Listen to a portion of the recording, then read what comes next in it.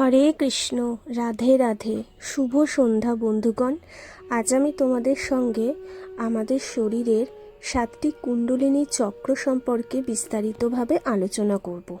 প্রথমেই বলি, আমাদের মানব শরীরে যে 7টি কুণ্ডলিনী চক্র রয়েছে তাদের নামগুলো। এগুলো তোমরা অনেকেই জানো, আবার অনেকেই হয়তো জানো না, তাই অজানা তথ্য আমি তোমাদের সামনে তুলে ধরছি। প্রথম যে চক্রটি, সেটার নাম হলো মূলাধার চক্র। এটি মেরুদণ্ডের একেবারে নিচে অবস্থিত। দ্বিতীয় চক্রটি হলো স্বাধিষ্ঠান, তলপেটে মেরুদণ্ডের শেষে অবস্থিত। তৃতীয় চক্রটি হলো মণিপুর চক্র, নাভির ঠিক উপরে অবস্থিত। চতুর্থ যে চক্র, সেটি হলো অনাহত চক্র। এটি বুকের মাঝখানে অবস্থিত, অর্থাৎ আমাদের হৃদয়ের কাছাকাছি অবস্থিত। পঞ্চম যে চক্রটি হলো সেটি বিশুদ্ধ চক্র, গলায় বা কণ্ঠনালীর কাছে অবস্থিত। ষষ্ঠ যে চক্রটি হলো সেটি হলো আজ্ঞা চক্র, ভ্রুযুগলের মাঝে অবস্থিত। আর সপ্তম চক্রটি হলো সহস্রার চক্র, যা মাথার ব্রহ্মতালুতে অবস্থিত।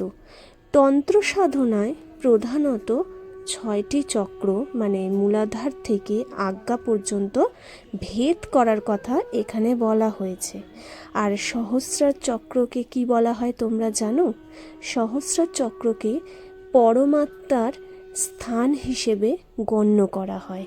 আদিকালের মুনি ঋষিরা এই 7টি কুণ্ডলিনী চক্রকে জাগ্রত করার জন্য কঠোর তপস্যা অর্থাৎ কঠোর সাধনা করতেন।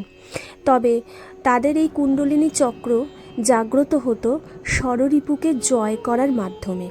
ষড়রিপুকে যখন তারা জয় করে নিতেন, তখনই তাদের সাধনা সম্পন্ন হতো। এই ষড়রিপু কী কী? কাম, ক্রোধ, লোভ, মোহ, মদ, মাৎসর্য।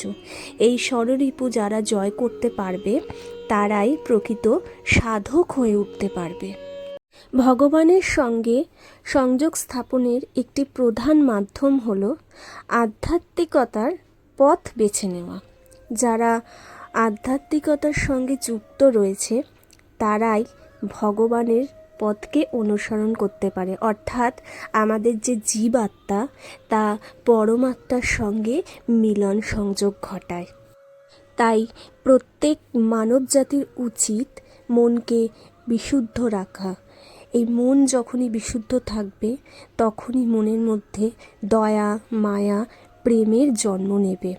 আর দয়া, মায়া, প্রেম যাদের মধ্যে থাকবে, তাদের মধ্যেই ভগবানের বাসস্থান হয়। বন্ধুগণ, আমার আজকের ভিডিওটি তোমাদের কেমন লেগেছে তোমরা কমেন্ট বক্সে কিন্তু অবশ্যই কমেন্ট করে জানাবে। এরকম অজানা কিছু তথ্য নিয়ে তোমাদের সামনে নেক্সট টাইম আমি এসে হাজির হয়ে যাব। আজকে এখানেই ভিডিওটা শেষ করলাম। সকলে সুস্থ থেকো, ভালো থেকো। রাধে রাধে।